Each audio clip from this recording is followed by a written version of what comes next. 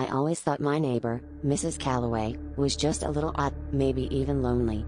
She'd always be out on her porch at dusk, humming to herself and staring at my apartment building with those glassy, unblinking eyes. I never really worried, at least not until last week, when her diary turned up in my mailbox wedged between bills, like she wanted me to find it. The first page was nothing, grocery lists, gardening notes. But then, further in, my name appeared, underlined, followed by times and dates I'd come home late, what I wore, who I brought with me. I tried to laugh it off, but as I read, the entries multiplied.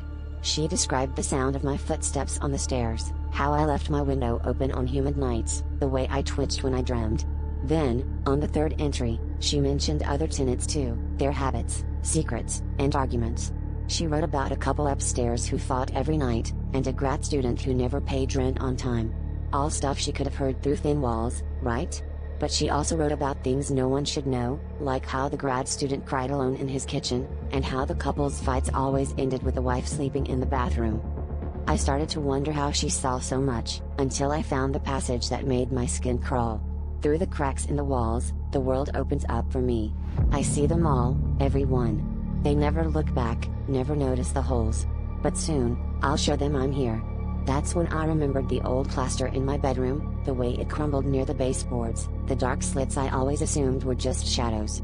I pressed my eye to one, heart hammering, and saw nothing but darkness, until I blinked, and for the briefest moment, something blinked back. That night, I couldn't sleep.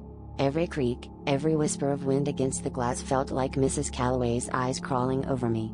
I thought about the other diaries she'd probably hidden, the other tenants who never knew they were being watched. The next morning, her porch was empty, and her apartment door hung open, but she was gone.